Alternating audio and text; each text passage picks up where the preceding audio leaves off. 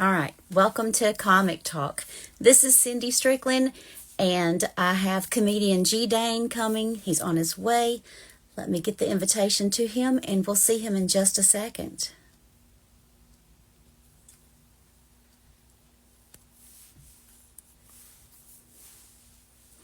Okay. I sent him the live, and we should see him in just a couple minutes. I'll send it another way too.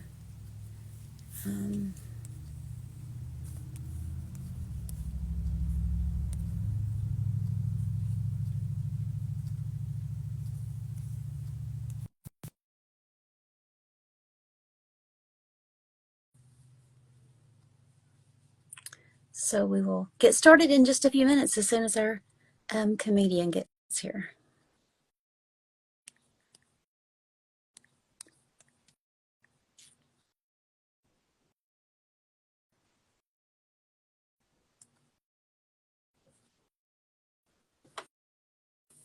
Okay.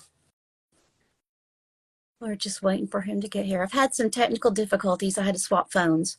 So hopefully this will work.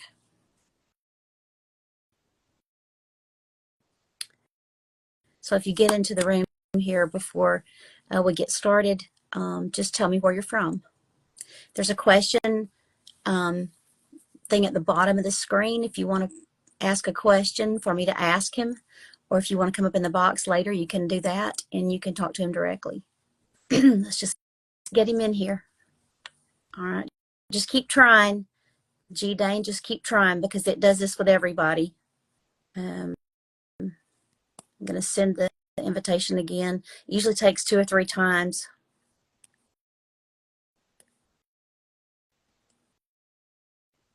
I don't know. Make sure your camera's on.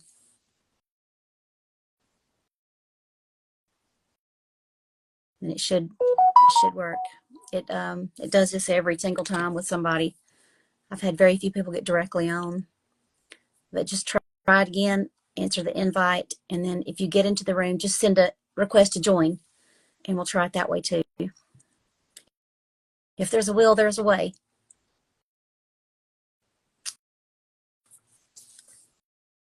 Just give it another try.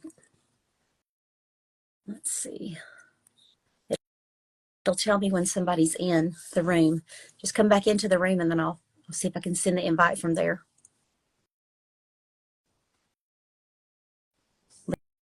I got this, right?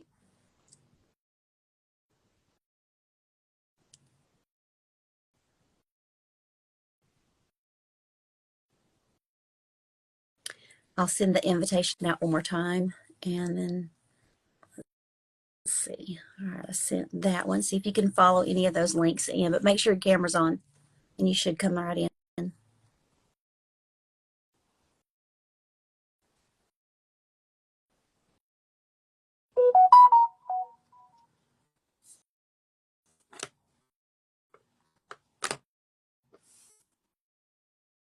Keep trying.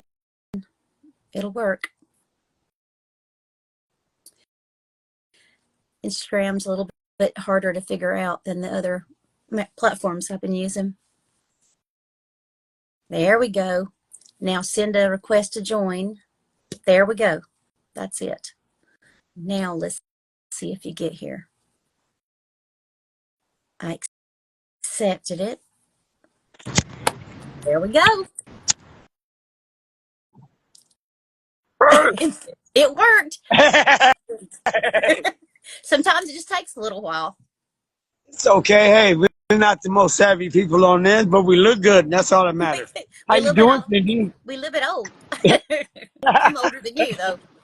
How you doing today? I'm doing good. Getting ready for my surgery on Wednesday. Next Wednesday. It's 2 weeks from Wednesday, tomorrow. Got it, man. You look great. You know what? At least you know. In recovery, you're going to be looking awesome. Yeah.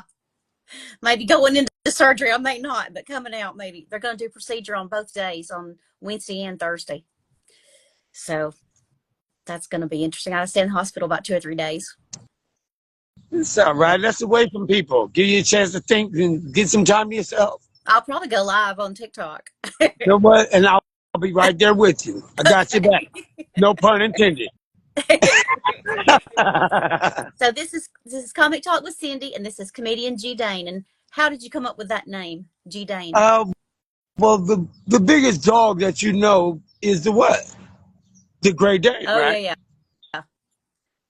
They don't live long, but they're the biggest. I mean, Saint Bernard has a. I mean, he saves lives, but only during the winter. You never see a Saint Bernard trying to save somebody during the No, summer. it's too hot. They're too Exactly.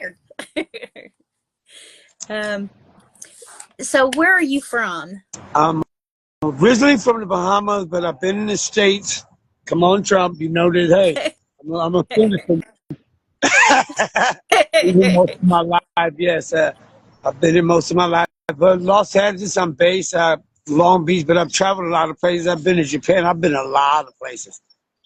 And I can't remember exactly how we connected on here. I don't I mean, I know. was You looking found for. me, which is I awesome. found you.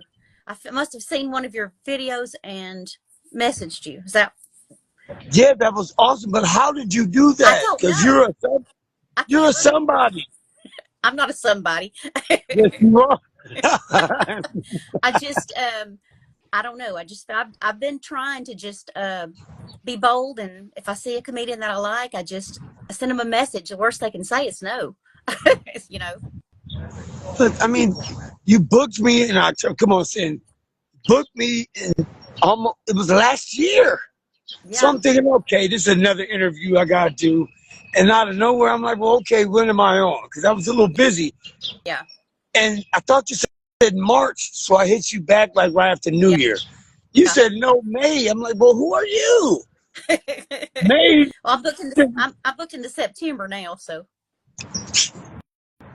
Somebody booked to September, and we're just hitting the day after Cinco de Mayo. Come on now, well, half of your comedians, maybe half your comedians might be deported by that booking. Just I'm letting you know I'm open. just hope they're still here when their time comes up. Um, but I had it on TikTok, and I went through everybody on TikTok that I could contact, and most people didn't have a big TikTok following. And at that time, you had to have 1,000 followers to turn your camera on. It's not like that now, but it was like that then. And so when I moved it to Instagram, I booked 26 comedians in a day and a half. So Wow. yeah, But so that see, you just can't say. Well, see, I like the way you say it's comics on life, right? Comics talk with Cindy, but you're not interviewing comics. You're interviewing comedians. See, comics are in the back of a newspaper, right? yes. We're us real ones. We're comedians, and for you to find me, which is major, because I looked at your list. I'm like, wow, October to May. You got some major people. So you guys that are watching, for those that are not, those that are probably somebody, because Cindy does not mess with everybody. So if she actually contacts you, give her love. This is Cindy. Comic Talk Live.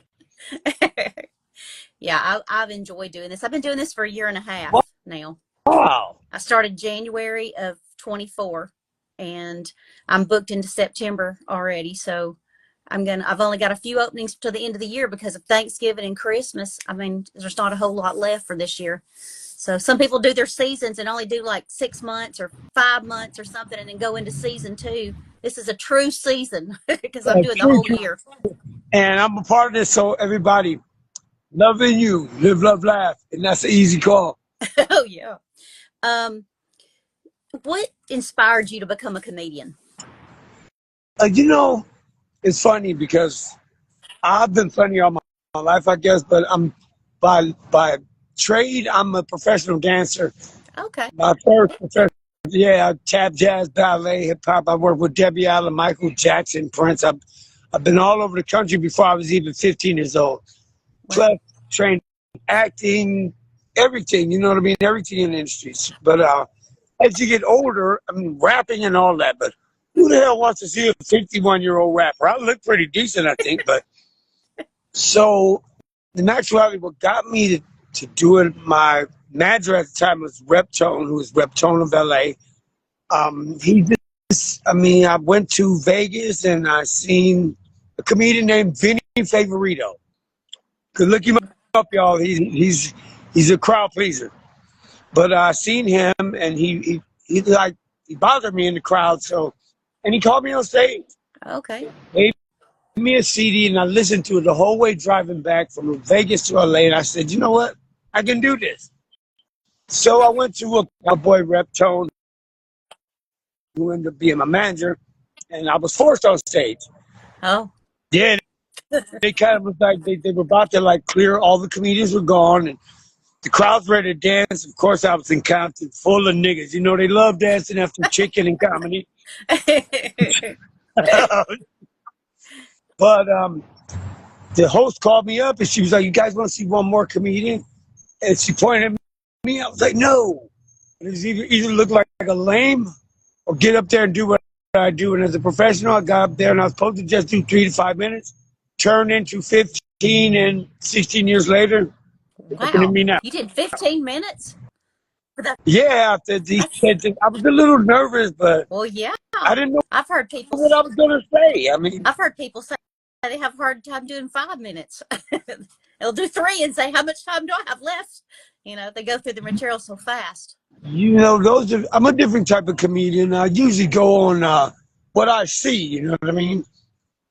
So you can, You got a lot of comedians that rehearse a set and rehearse a set, rehearse.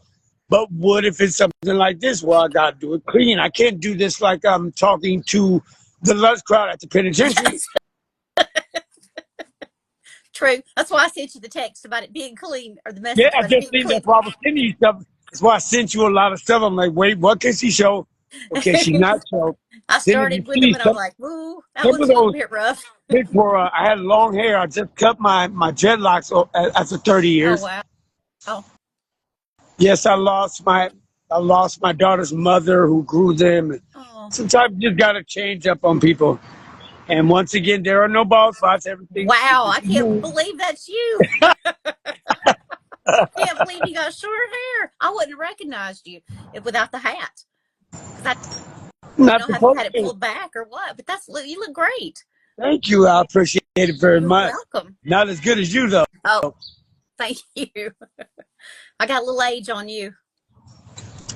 What are you, 35, girl, if you don't stop? 61. No. Yeah. Well, see, I'm dyslexic, so that means 16. I'm actually having a conversation that's going to get me in trouble. um, did you think when you were a kid, did you think you'd be a comedian? Did it ever cross your mind? Um, it's something I've always wanted to do, but you know, I've always been working on. I spent most of my high school life on set, Yeah. doing film and TV. I met Richard and Red. The only one I haven't met in my 3 years is Rudy Ray Moore. Some of you probably all know is Dolomite, but no, I never thought I've done comedic acting and improv. You know what I mean? Yeah. It's different, but to actual be a stand up is a lot different. You know, there's no one there to Yeah. save you. You suck yourself. Different people that I know ask me when I'm going to go on stage. I'm like, oh, I don't know. I can make everybody at the doctor's office laugh, but I don't know if I could make strangers laugh. What was it like a? What do you get? Was your doctor's office like Cheers? Was there a local doctor's office that everybody knows your name? Yeah, I think they might know my name now because I was talking to the one lady, and before she even weighed me, she's like, would you go tell the receptionist that? She's my best friend. She's got to hear that. So it was really funny. But Why didn't she ask her herself? what now? What She didn't ask herself because you have that energy. wanted It me to says tell you it? go ask her. I make them laugh the whole time they're doing a procedure or something on me, and they like the ultrasound, or they did an ultrasound on my legs, and I kept the lady laughing the entire time. But I stole a couple of jokes from Dale Jones's wife Jody, and I told him I saw him a couple of weeks ago, and I said I borrowed a couple of jokes from your wife to make him laugh at the doctor's office, and he's like, "It's okay, she'll never know." Your accent is so cute. You mind if Oh, I ask you where you're originally from? right here, Alabama. Alabama. I'm right back in my own hometown. Yeah, I traveled Wow. around. I've been to 14 countries and 30 something states, and even went to Russia for 8 days back in the 90s, and I came back home. Wow. All of those places with no subtitles, right? Right. Messing with you. um, who do you think were your influences in comedy? Who are your favorite comedians? Well, as an entertainer, of course, I love my 3 yards, which is Rudy, Richard, and Ray. For those who don't know, those are, look them up. I will. But I pretty much, it's hard to say because I go way back before there were talkies. As far as the things that I've studied, you know what I mean? Yeah. Abbott Costello. Oh yeah. I love my Three Stooges. Then we can go to where, when I was young, physical comedians who never did stand up, like John Ritter from Three's Company. Oh, he was hysterical. But he was never a stand up. Really? Wow. Never. He would have been a great one though, starting out. He went right into acting, I guess.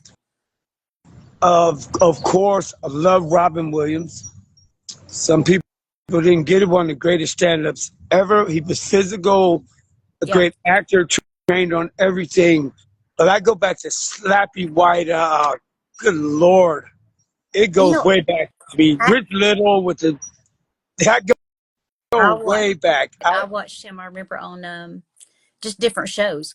Mom's Baby, Carol Burnett. Yes. That show was so funny. I learned a lot from see, back in the day, comedy was more, it was a show. It wasn't just, you pay this money to come and see 3 guys talk for 15 minutes, and then you got this headline, and you've been sitting there 2 hours. Yeah. Back in the day, it was a show. You had a live band. You had a great host. You had people like Milton Berle. Come on, Johnny. Yeah. Before Milton, you had people before that.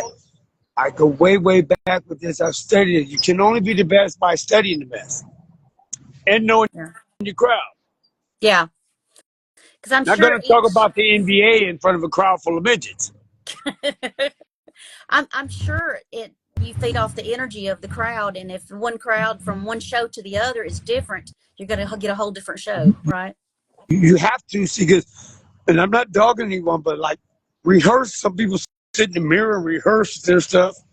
That's not me. I have things written down. I have topics for everyone. Yes. But so say I get like I did. I think one of the scary shows I've done was I got booked for a mansion show. Right, it's in a mansion in Compton, which I've never heard of. A mansion in Compton. Well, let's see it if it's real. So I get there. Everything's all white. I have 4 bars set up. But there's no alcohol, and you all know that I'm sauced in the city. So I'm wondering, where am I? So I asked my manager, is this like a Christian church thing? And he said, yes. Oh, my goodness. I had no idea.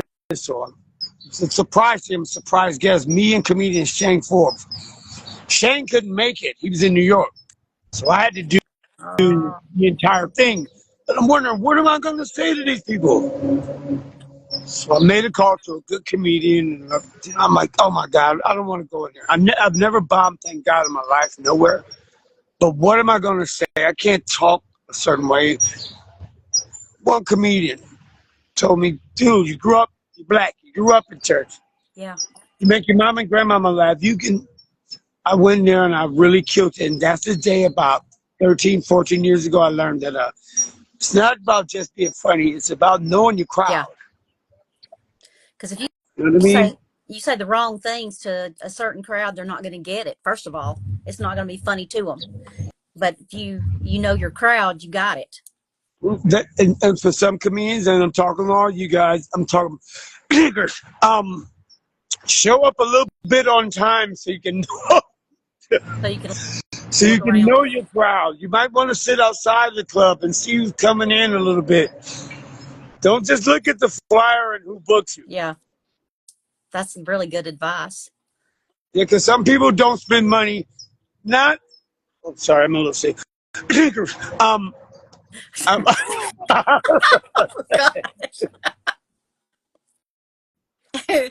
It's I'm just messing with TikTok. You can't laugh at yourself. You can't laugh at anyone. That's true. I think that's the big thing. Don't take yourself too seriously. If you start taking yourself too seriously, nothing's going to be funny. Judgment is not for any of us. Right. I mean, come on. Now we have a woman mayor here in Los Angeles. You have a black man sitting here getting interviewed by Cindy in Alabama in front of a Mexican statue the day after Cinco de Mayo. In the middle of a tariff and a deport tarification, I guess we call it. So when you write, do you write your material down? I'm sure you make some kind of Yes, notes. I keep mostly topics. Okay. It's mostly topics because I can't sit there and just things come to your head. When I see like right now, I see stuff and the joke comes, so I'll look at it and it comes in my head. And so unlike some comedians, when it comes up here, it usually spills right out of my mouth. Yeah. So I try not to do that sometimes. So I just write down topics like, who are the most racist people in this country?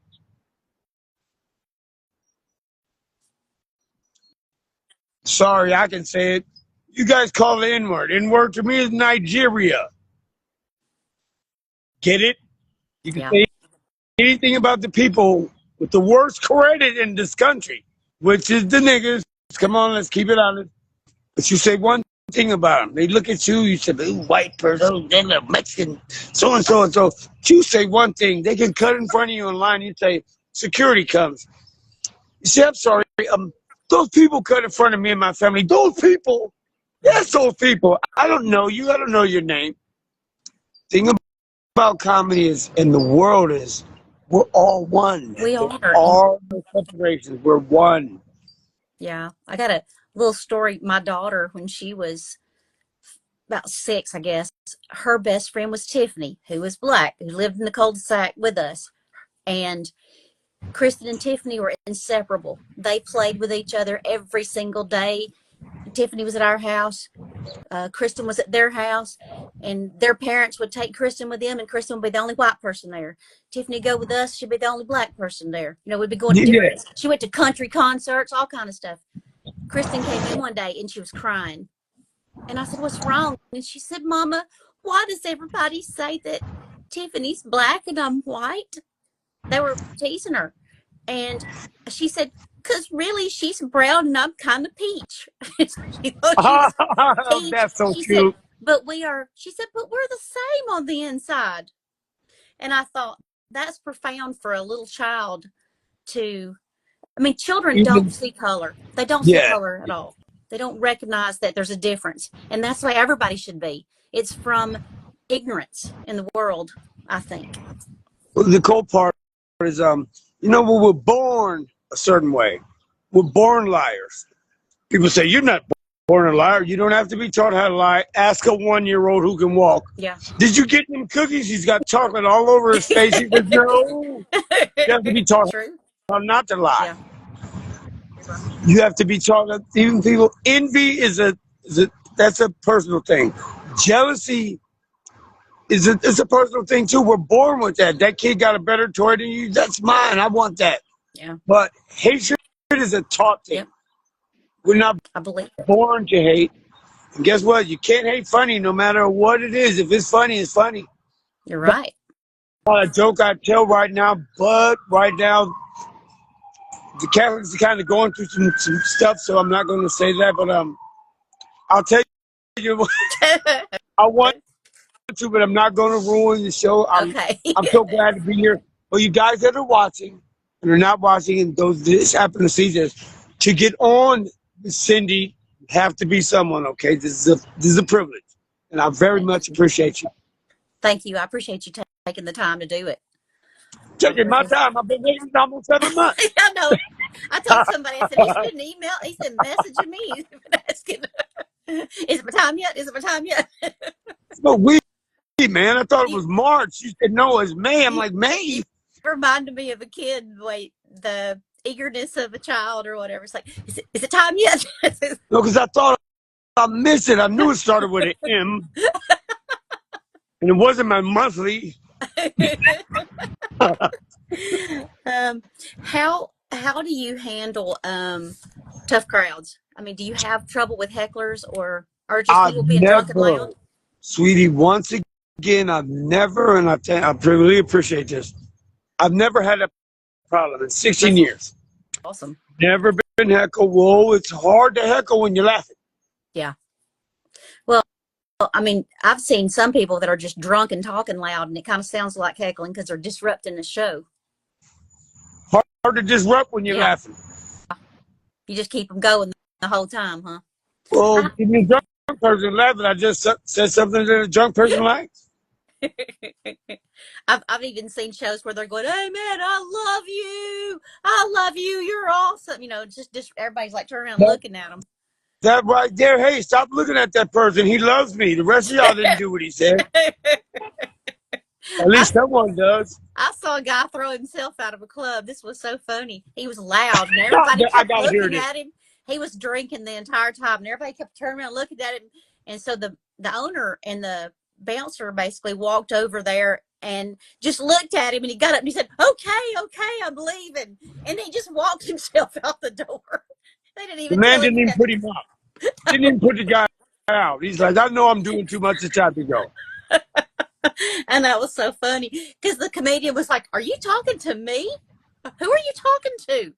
He was like, "I love you, man," as he went out the door. So The thing about heckler sin, as I watch other comedians, if they're laughing, they don't have time to heckle. true. They're laughing. You keep the jokes just coming. You got One. to. I mean, if not, I'll keep your grandmother just coming. You should get clean. Yeah. um, do you ever have like writer's block and can't think of new stuff, or is there always something? I'm a public person, as you can see. I'm at the Majestic, and I'm downtown Los Angeles right now. I wanted to do this from my home, but it's something. I knew something. It always happens when I have something important to do. To me, the comic talk with Cindy was major important. Thank you. So I came all the way from my house, came down to LA. I'm like, oh my God, it's 1:00.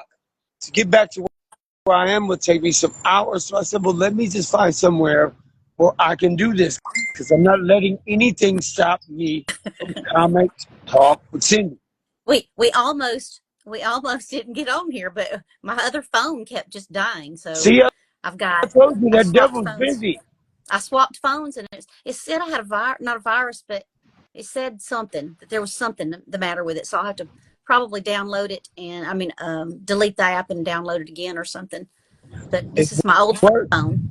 So And your old phone for an old guy, hey, it worked.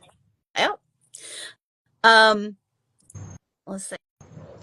What is or do you think that your style has changed since you first started comedy as opposed to now? That's it. Why did I know you was going to ask me that question? I do my homework.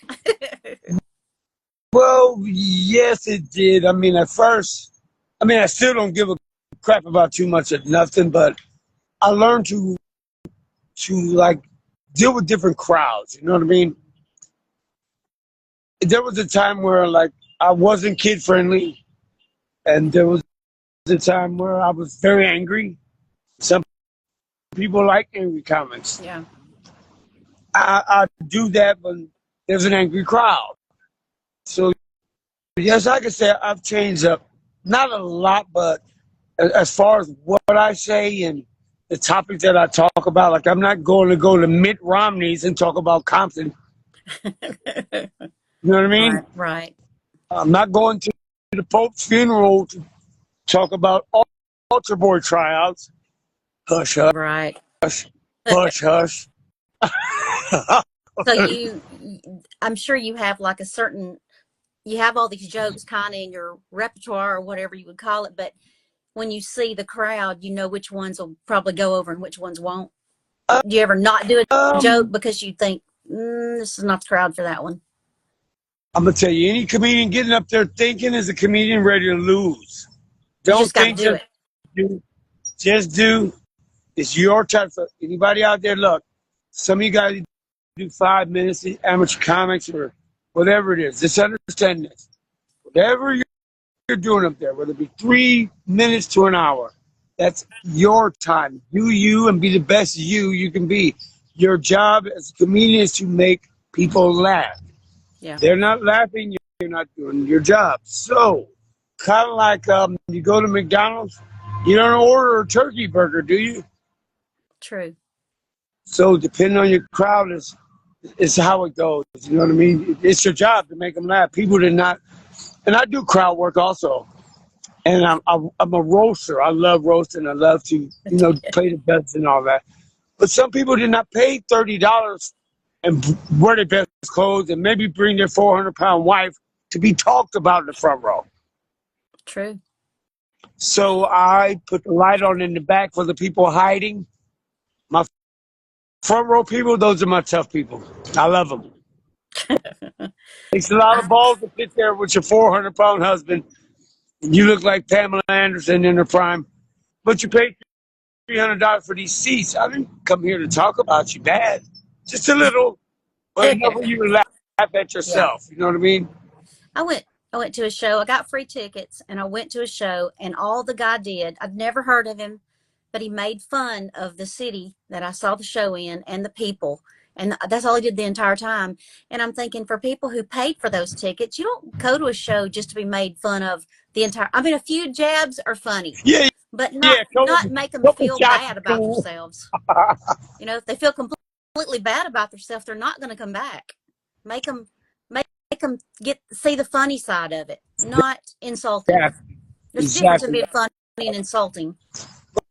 I mean, be able to insult yourself. I mean, what am I going? I'm a thin guy. What am I going to do with a skinny girl?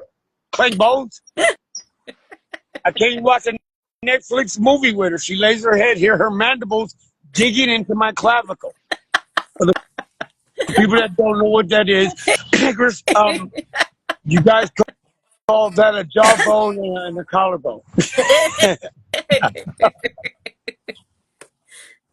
So you're saying you like women a little plump, huh? Well, I like, Thick? well, Is that the word? you can always lose weight. You can't lose retarded. That's different. It seems like the more thin and beautiful they are, the crazier they are. The key is you looking. The outside's going to change, so you look for the heart. Well, people always say look for the heart. There's some beautiful women out there with heart conditions. The heart's just a muscle that keeps blood pumping. I got a pacemaker. Mine's doing better. Exactly. So no one's, and even when they say he broke my heart, well, someone fixed it. It is just an organ. Well, Your heart's up here. yeah. Um, what do you think about how comedy's changed since the pandemic? Do you feel like it has changed? Wow, that's funny. God, you really got some. I do. Wow, you got some. You know what? That's why I love you, Cindy.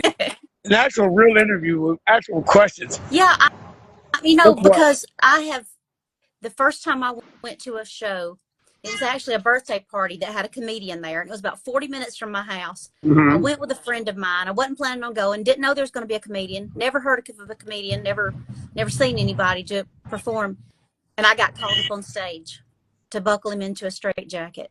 And that Wow, we had banter back and forth, and I loved it. And it that changed your life, huh? it did. It really changed my life. I've interviewed that guy 3 times already. He and I became the best of friends. It was right before the pandemic. And during the pandemic, he wasn't working, and neither was I. And we were on the phone texting, talking. He schooled me in comedy. He told me all about it. And it just gave me a thirst for more, to know more about it, because it was totally different than I thought. And that's why I will go see the same show like 3 times, to see the progression of how the first show is to the last show, see how it changes. I look at it so different than most people do. I don't just go to a show and leave. I got to talk to everybody. I got to find out everything. So, That is so cool. That is so cool.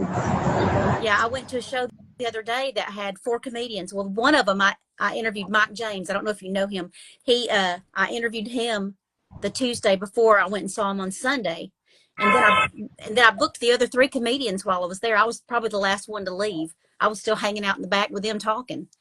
And they're going to be in Birmingham on Thursday. And I'm trying to get some people together to go see them again. So they were that good. I'm I'm coming to the South. I got to do the East Coast this summer, so Okay. I know a lot of that's connected. You know what I mean? So I kind of want to come from the East and come back. I'm gonna do.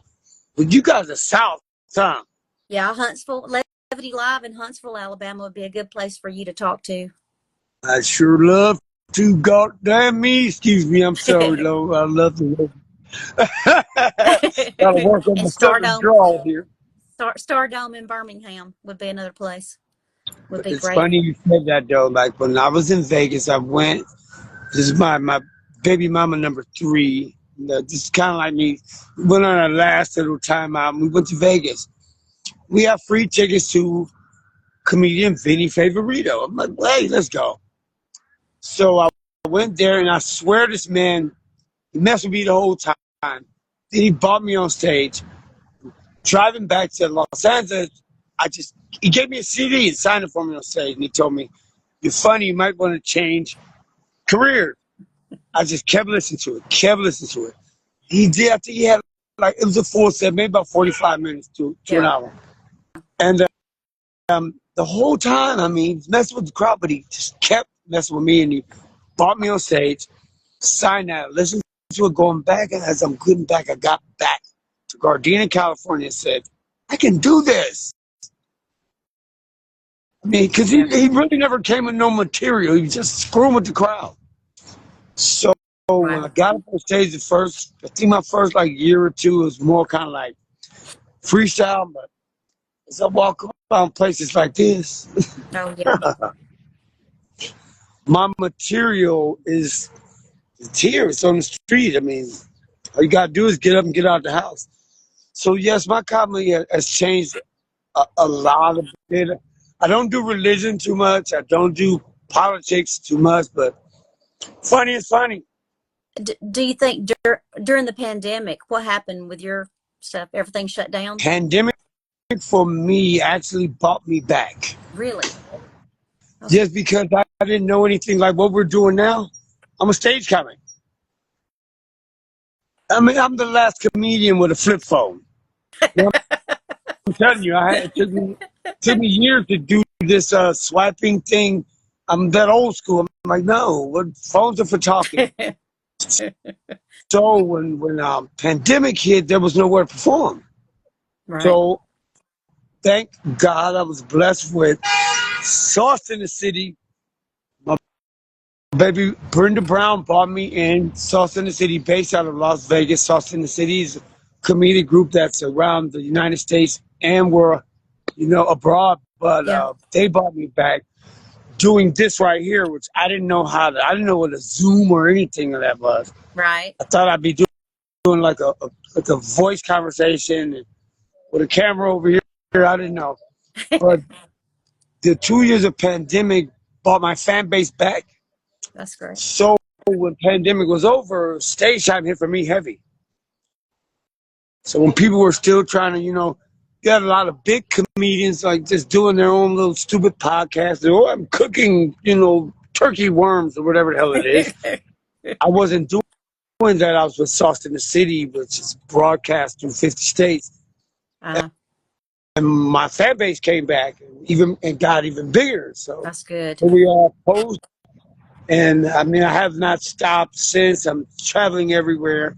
I took Vegas over for about 1.5 years. Wow. Well, I love Vegas, but it's a town. I'm from a big city. Yeah.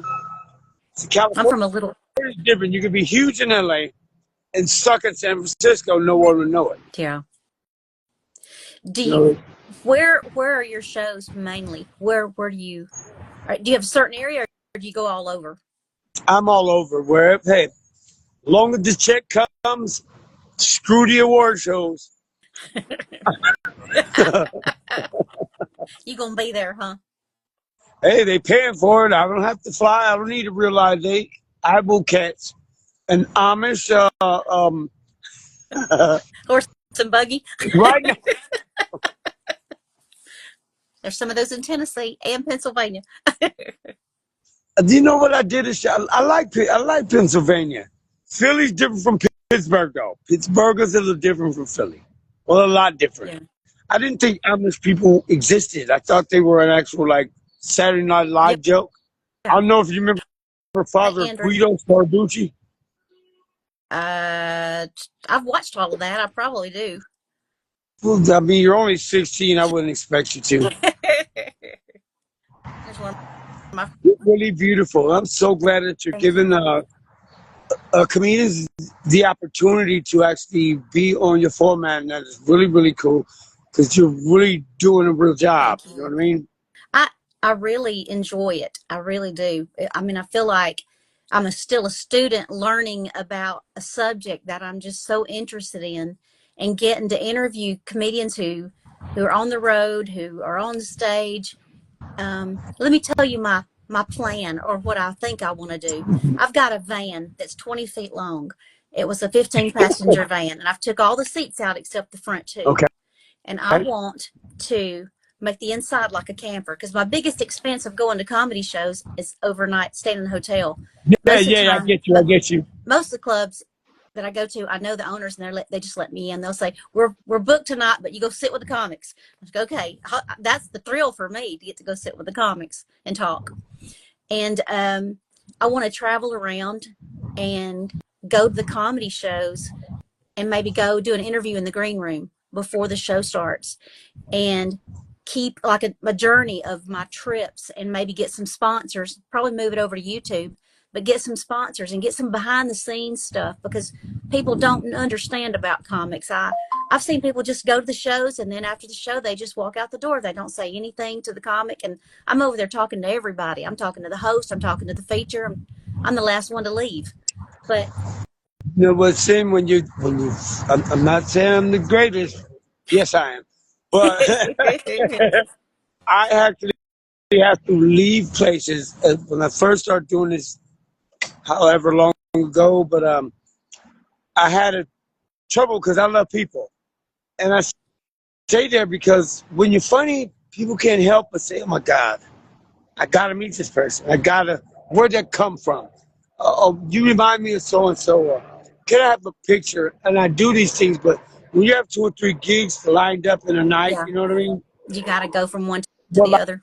I do that, but like you said, some people just want to come to a comedy show to get away from the screwed up life they live.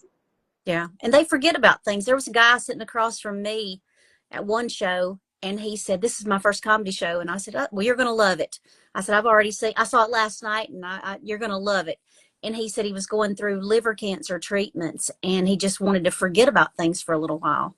And that's one good way to distract from what's going on in your life, is just to go and laugh and have fun.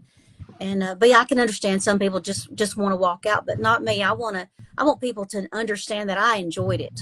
I want to tell you Yes, I I enjoyed it. want to know. Yes, I want to actually enjoy it. And some of the stuff I say, I do a lot of visual things. Like there's a joke that I say, most guys go to everybody's out here, they go to the club. I know I look young, but I'm an old guy. I like older women. You're young for me. I need something closer to death. You know what I mean? But there's a joke that some people don't like it, some people Dale, do. I said, well, Dale. Sorry, the puppy hears something and I she got my comes. first. Wait a minute. That means she's talking. Is that a girl or boy? Girl. Oh, yep. She knows I'm on the phone. Hey, sweet stuff. Dale, She hears the voice of Dane. Dale, come here. If she hears anything outside, there's a school across the street. So if she hears any There- noise, she thinks she's like a guard dog. She's a There's a Maltese. joke. There's a joke that I told, right? I said, well, people go to the clubs looking for women. Well, I don't. I go to the oncology unit. Oh, goodness. Well, I mean, need something close to death. I got my first felony actually at the hospital. Yeah, I was selling wigs outside the chemotherapy unit. Oh, my God. I got 60 wigs. Hey, I'm a wig connoisseur. The funny part is my daughter, she has her own salon here downtown Los Angeles, and she specializes in wigs. Bless you. I, Specializes, makes them look like weave. So after I did that, I got out of jail or whatever. I was on probation and just picked up a new hustle. I started selling rare blood outside the dialysis unit. So be nice to me, because I could possibly be, hell, my last stepson was 67. You know what it's like to tell an almost 70-year-old man, hey, did you take that garbage out? Because I'm chewing his mom.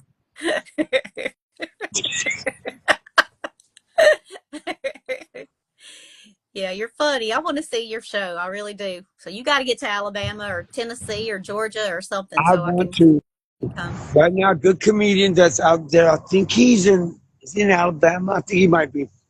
His name is Ghetto Rachi. I don't know He's it. been in comedy about 20 years professionally.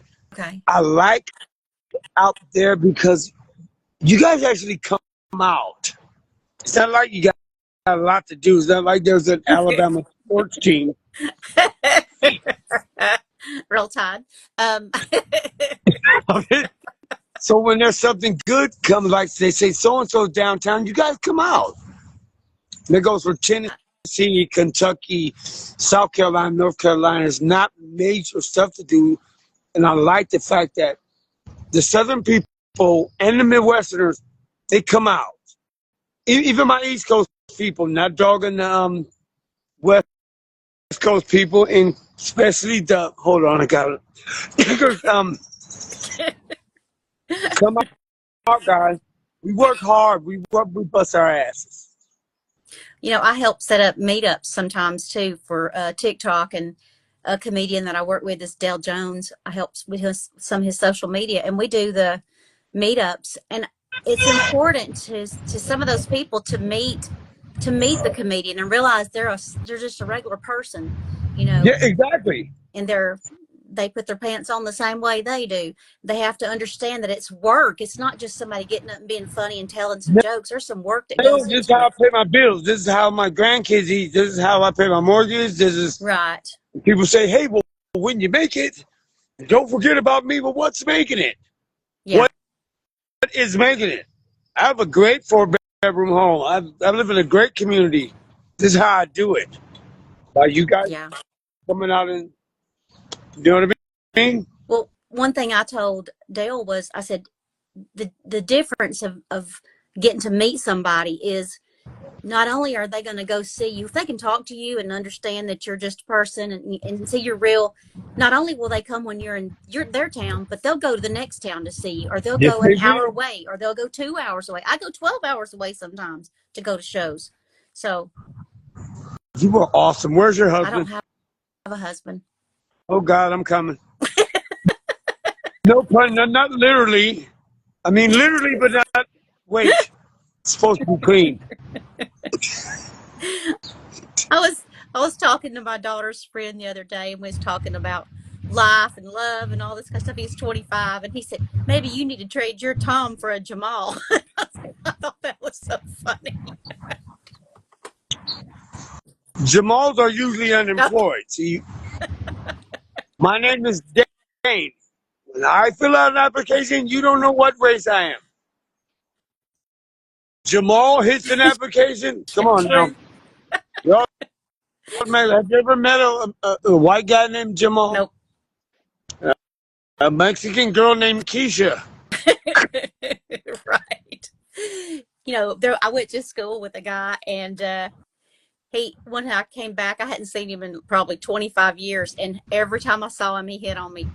And he hit on everybody though. But he told my sister, he went to the store where she worked, and he said, you need to tell your sister that I put my application in a long time ago to be her boyfriend. And my sister said, I don't think you're qualified for the position. I thought that was so funny. Well, how tall was he? Did you tell him there was a height requirement? That would have been good if I'd said 6 foot. Yeah, because he wasn't any taller than I was. But yeah, he hit on everybody. He told me one day I saw him, and he said, I told you not to be washing your clothes in Windex. And I said, what? And he said, I see myself all in them. And I was like, go away. Oh my God. That That was was kind bad. of, it was corny, but it was funny. That was funny. Now, I know this He, is live, but no, I'm not going to say it. It's over. Fuck that, I'm saying it. Excuse me. okay. But what's the difference between a Catholic priest and acne? A Catholic priest and what? What's A- the difference between a Catholic priest and and acne? acne? I don't know. I'm afraid. Well, at least acne waits till you're 13 to come in your face. Oh, oh, that Bourdain was said, rough. hey, That hey, was hey, don't judge me. that wasn't a clean one. Yeah, it wasn't a conclave either. I'm just praying you guys have. I just made Cindy blush. I can't put this on Facebook because I have too many preacher friends. I have to edit that one out. I'm just gonna say, please do, please, because I actually do Christian plays and Baptist plays and things, but they got to know sometimes God wants to come down and smoke some weed with you. He planted it here. He's too busy. True. He wants to come and drink some wine. He put grapes and stuff here for a reason. Don't think Yeah. that all the luck. I'm no religion people. I'm a Rasta. I believe in the universe, the Most High. When we pass away, you can ask me any question you want to. But don't you think he wants to come down and do what I'm doing? And sit in the park and chill? He doesn't have time. He has 1 trillion people who've been screwing up their whole lives. There is This no is time. what? 2 seconds before they're about to die. Oh, Lord, please. There's no time in heaven, I don't think. Well, there's no time in time. There's no such thing as time. Tell I you. mean, if that's the case, I wouldn't have waited almost 7 months to get with Comic Talk with Cindy. You know, people think that money is the most valuable thing in their house, but their time is the most valuable thing that they have because you don't know when it's going to run out. But, but not to cut you off, but I seen a woman this morning on the news watching this homeless documentary, and this lady who had been great all her life. She's born in foster homes, all kind of stuff, and she ended up homeless out in San Diego. Mm. And what God was, she was doing great, had savings and everything, but she said one thing: cancer hit her life, and it took everything away from her. Yeah. Not just your freedom, not just your self-security with who you are, but it also financially, it's expensive. We're in America, people. Healthcare ain't free here. Right. If you're not sick here, all doctors don't make money. True. So, like you right now, my mom even asked me this morning, she said, don't you have that interview today? I said, Mom, I don't give a shit if I have to go up in a tree and sitting a hummingbird's nest, and that's the smallest nest you can find. I will not miss Comic Talk with Cindy for nothing. Well, Because tell your mother that I said hello. I will. And I told her, she's like, but doesn't she have a surgery? I said, Mom asked her the same thing, and guess what? Cindy said, that's not till the 21st. And And that right there. I've got a show on the I got a show on the following Tuesday. I told him, I said, I have to have the surgery on Wednesday because I got a Comic Talk show to do on next Tuesday. Babe, really? Are you serious? Yes. Cindy, I said, I got seriously? to have enough time to heal before that interview because I'm not giving up that interview. Wow. I love you. If I could That is figure out a way to so. monetize this, I would. But right now, I just do it for the love of comedy. Well, I'm good. I love you even more for that. I'm going to help you monetize. Okay. I'm going to send this interview to a lot of people. See, I've been bragging on you for 7 months. You don't get it. I've been bragging on you since you booked this. I'm like, dude, it's like for Thanksgiving. Who is he? That's right. It was in November. Who are you to tell me that I gotta wait till I even hit you when the New Year came? I'm like, so we're still on in March? He's like, no, it's May. I'm like, May? Who the hell are you? One of my comedian friends says, you're booked out further than I am. Man, He that said, I flipped don't me know. out. I'm like, oh my God. I said, but you get paid and I don't. So You know what I just do it for the love killed of me? comedy. Baby, when you showed me who's ahead of me, who was ahead of me, that's what made me say, okay.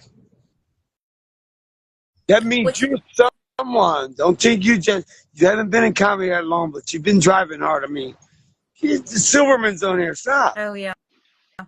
You know See, him?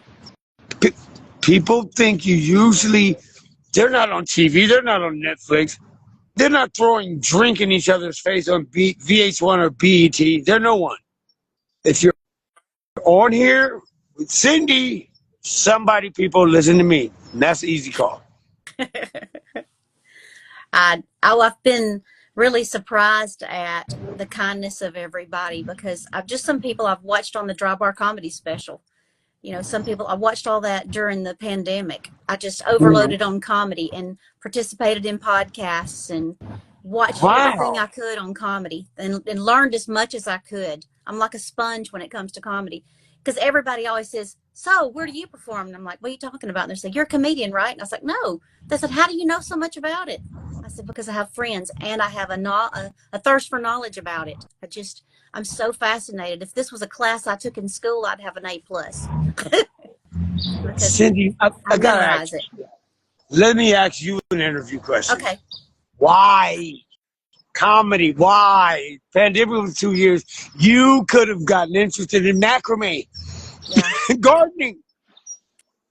I don't know. I guess when I got called up on stage, because I was looking behind me and they were like, no, no, no, you come up here. And I did not want to do it. I was going through some stuff. I was scared. And everybody was clapping. There was a big crowd there and I didn't want to do it. And I just finally got up and walked up there on stage. And from the minute he started talking to me, we were like bantering back and forth about stuff. And he was talking about Alabama. And he said, where are you from? Are you from the are you from the Hayden Warrior area? And I said, no, I'm from the Bug Tussle Cold Springs area. And he's like, Bug Tussle, is that a place? So we just kept going back and forth with the names. And then he asked me what I did for a living. And I told him I was a senior center manager at Brushy Pond. And he goes, you are just making up names now. And I said, no, I am not. He said, That's what it sounds like to me. What the hell is bug? Bug Tussle. But it made it funny and everybody was laughing. But every time he asked me a question, I kept thinking of something funny to say and they were laughing at me too.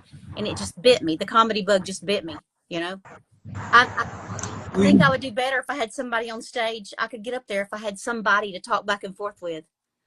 Oh, I get you. We call it, what do they call it? A witty banter. Yes. Yes. I liked that. And then I buckled him. He told me I had to put the straitjacket on and I was like, no, I'm not. Then I had to That's buckle what him I was into going to it. ask you. So you got up there, you guys went through the banter, and then you put the man in bondage. Yes. And then he scared me because he told me to grab the strap that went between his legs. And when I grabbed that strap, he backed me up against the wall and had somebody take a picture. And he goes, like this. And he said, there's your Christmas card picture. But I will tell you something else. So I went to sit in the audience and I was laughing. But I asked him later, I said, why did you pick me of all people? He said, you were laughing. You were laughing and having a good time. He said, and the guy sitting next to you, I was going to try to make him jealous. But I said, but he was just my buddy. He was just my buddy from long time. But he had this little bit about air guitars and he had these guitar picks that had his picture on them. And he, from the stage, flicked one into the audience and it landed in my lap. Shut your mouth. Don't play with me. All right. I'm not done yet. Don't Then about play. 20 Wow. minutes later, he did another one and it landed, the only two that he put in the audience, it landed on the top of my hair. Wow. And nobody else got them but me. And, after the show, I talked to him and got a picture with him. And then on the way home, I was thinking, that is the most fun I have ever had in my life. And That's so cool. I contacted him and I emailed him because I didn't know how else to get in touch with him. And he didn't respond. And so then I found him on Facebook and I messaged him on Messenger. And when he responded, we messaged for 4 hours. I mean, we swapped phone numbers and we've been friends ever since. Wow. So he's the one that got me hooked on. And when I interview him, I'll say, you created this monster. And he'll say, it's me. I know it. I did it. I take all the blame. But It changed my life. So you changed your life. You just inspired it. yeah. But it gave me something. Have you ever thought about getting up there and? Oh, I've thought about it a lot of times, but I'm terrified of getting up there and just nothing going right. I feel like I've got to get it down. I've got to get the jokes written out. I've got like little words on a piece of paper, like the stories, but I got to Yeah, I had the same fear. I had the same fear. You know what? A lot of people say your comedy's so straightforward, and like, where do you come up with it? I don't call it comedy. They pay me to talk. I just talk. Yeah. I just be talking. What people consider funny is what I'm seeing now. Yeah. This was full of people. Yesterday, where I am right now, see the Mexican statue behind me? I do. This was on the news yesterday. I'm at historical Avero Street downtown Los Angeles. Union Station's right in front of me. Uh, Wow. the last time I was down here, they were doing a little music thing on the stage, and I don't know. I don't. Comedy to me is life. I can't sit there and say your mama's. Write it down. Your mama's so black, her shadow is light skin. Yeah. When I do my Cannot traveling, write. when I, I write down topics. Like yeah, Cindy, you are totally awesome. It's so good to see thank you. you. It's good to see you too. You're gonna be okay, and I'm coming to Bama. Okay. I mean, I want to, Alabama. I'm going to be traveling around in my van too and go into different places. And I want to go I and want to make go. connections with the I comedy want to go. clubs. I want to go with you. You want to go with me? Well, my kids are grown up. First time in my life I can actually. I had to catch myself. I did 6 shows in like a month and a half. I've been really busy. I was like really stressing out. Like, damn it, I gotta do this. Taking care of my mother. I got stuff to do. Then I thought about it. I sat for a week and like, dude, think you actually you did this. What are you worried about? You don't have a woman like that. You're not married. Your kids are grown. Your grandkids are doing great. You look like this. What are you stressing on? I'm like, wow, I really don't have. So that type of stuff, I've been wanting to do that. I want to jump in it could be a Volkswagen, a VW van. You do it like the 60s. And I mean hit the chicken wire bars and just go place to place just to do that and document it all. Yeah, that's what my plan is. But I probably will move it to YouTube and try to get some clubs or maybe like that to sponsor me. I don't know if you got the flyer out. I woke up this morning, of course, excited about this.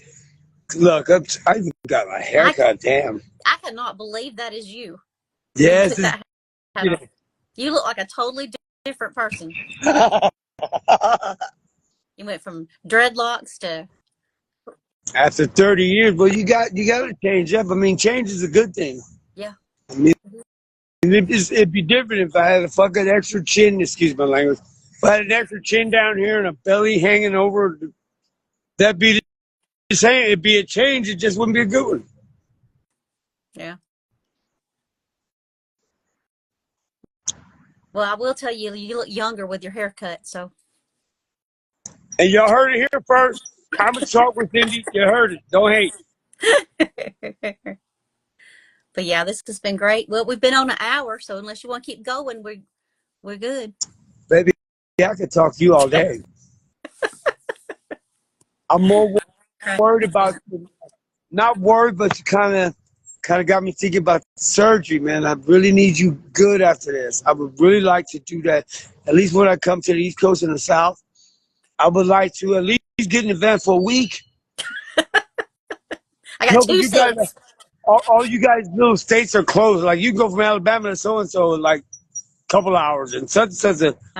Yeah, I can go to state parks and federal parks to national parks.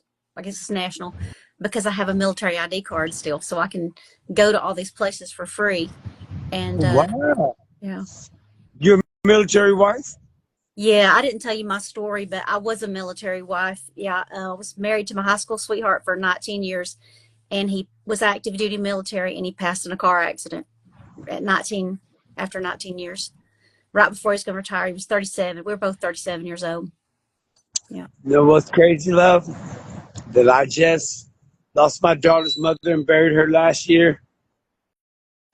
Head-on collision in a car accident right here. That's what happened with him. Yeah. You think the toughest person, never know what you got till it's gone sometimes. True. But I got you now. ComicTalk with Cindy. Live. Yeah, and you get the raw version of it too. Good, the bad, and the ugly. I post. Got to. Ain't no I ugly. post the whole Ain't thing. no ugly in this interview. You're gorgeous, and I am too. So maybe people will watch it. They will watch me promote the hell out of it. Thank you. I appreciate that. What advice would you give somebody that's just starting out on comedy? The advice I would give is be yourself first of all. Be you. Don't. I mean, we all have our mentors and people that we looked up to, but for the new comedians out there, just be yourself.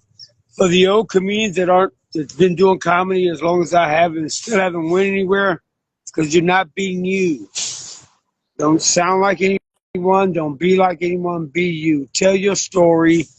I don't care if it's knock knock jokes. Make it funny. Remember, they paid to get in here. Yeah. Even for you open mic people, guess what?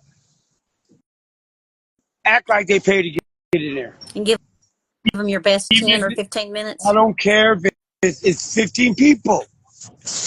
Might not be enough people to have a ping pong game, and that's only 2. Treat that like it's a stadium. You will be as funny as you can be. Don't try to be, just be you.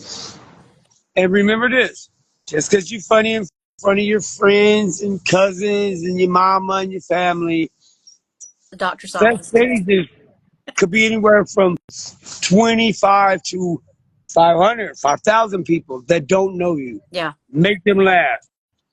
That's your job. And know you comedian, know you guys this, and hey, keep grinding and live, love, and laugh. And that's an easy call. That's true. Well, thank you so much. I appreciate this so much. And I'll put you on the list and do it again. Hey, Jeff, how are you? Does anybody want to come up in the boxes? Let's see. I don't know how many people are in here, but does anybody want to come up in the boxes and talk to him before we go? Hey, everybody, I would love to. Hey, Jeff, you want to come up in the box and talk to him? please do. Don't get deported. I'd like to speak to you before he takes you away from me. Not that. On Facebook or TikTok, we'd always like open up the boxes and stuff on here. I mean, you can open up as many people, I guess, that wants to come in. I know we can do at least 4 or 6 people, but I can make it bigger. I just don't. I'm an idiot. I'm not that tech savvy. I don't know when how. you add somebody, it'll make it bigger. But if somebody wants to come in, or any comedians that are in here, or I saw some come in. Yeah, I've seen a couple. Andrew. How do So, are you recording Yes. this right now? Like, As soon as we're done, I will post it. Easy call.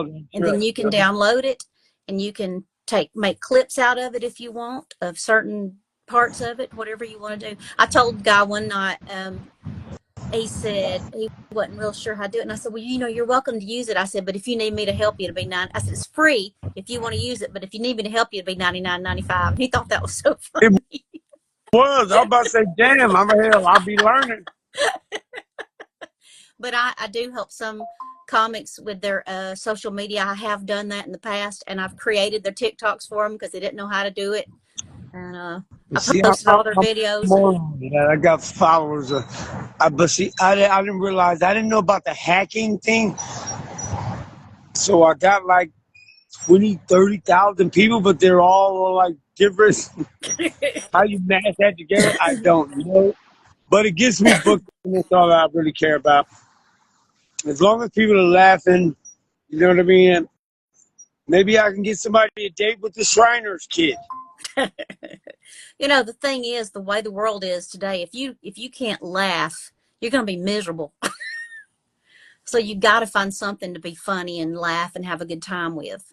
And to me, comedy is that one thing that I love, that if I want to escape from anything, I turn on comedy, Dry Bar Comedy. I watched that, and I watched almost every episode that was out, because if I didn't like it, I mean, I watched part of it, but then I just keep going with it. And I was really surprised at the comics that I did like. There was one guy from Canada who started talking about Alabama. And it was funny. And he talked about how people in Alabama say roll tide. Because when he said the Alabama, somebody in the audience said roll tide. He said, that's what I mean. Roll tide. Roll tide. He said, if there was a ship out in the middle of the ocean and there were people taking it over and everybody had to find a hiding place, and we had a good hiding place, he said, they come in and all they'd have to say is Alabama. And somebody'd say, roll tide. And they'd find everybody. So he I'm said, glad you didn't take that as offensive, because how the hell could a Canadian say anything about Alabama? oh no, I wasn't offended, but I thought it was hysterical. I would love to get him to come and do the interview. There's been a lot of people that I've approached and they're like, sure. And I'm like, was it that easy? Sure. Okay. Okay. And I'm writing it down. And I've enjoyed every interview that I've done because I felt like I got to know them. Got a little bit of knowledge about them, even if I'd never met them. But I used to try to make an effort to go meet them after I do I'll try to go to a show. I'm going to meet you personally. Okay. I'm hopping in that van. I don't care if it's a U-Haul. I'll tie you to the top. If the seat's full, I'll tie you to the top. You can just surf on the top. I can talk to you all day. You are awesome. Thank you. You got my phone number, so. Definitely. Y'all heard that. I got her phone number, so don't be trying to sneak and call her. You've had it since November, so. Before I go, I got one more thing to tell you. This whole LGBT, but I can't remember all the letters. I can't remember my own social. So, yeah. But I mean, it's going where it is, and we actually took this back to the way back past the Mesopotamic type shit. We're talking like a Cro-Magnon. Cause I'm a lesbian. Yeah, I don't like penises at all. I don't even look at it when I'm at the urinal. I don't shake it or nothing that's touching the penis. But I'm that's what you had important to say. I'm just saying, but we take this way back to like dinosaur area. We found lesbians there too. Yeah, it's in the Smithsonian. They named it. It's called a lickalotopus. There's a guy on TikTok for that name. Well, wait a minute. One more thing. Being a lesbian that actually doesn't need a phallus, I don't have to like put on any clip-ons or anything. With Cole Park, they have a surgery, so being a male lesbian is kind of hard because there's a real surgery out there for it. So I Googled it and like looked it up. I said, Siri, what is this new surgery they have? It's called an addictomy. Not a vasectomy, not a. I love you, Cindy. Thank you. I love you too. Definitely. Easy call, guys. All right. Thank you See so you much. Yes, all right. love you. All right. Go Love off you. to the Bye. city. Well, I'll be in touch. That was funny. What'd you think, Jeff? Are you still here? That was funny. I was gonna look and see who our make sure about who our comic is for next week. That was the first time I met GDane, and that was really funny.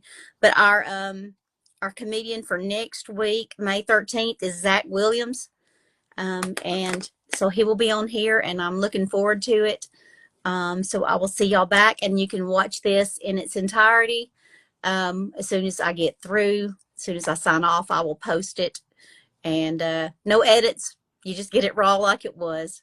So thank you so much for coming to see Comic Talk with Cindy, and I will see you next week, May 13th, 7 p.m. Central. Bye, y'all. Love y'all.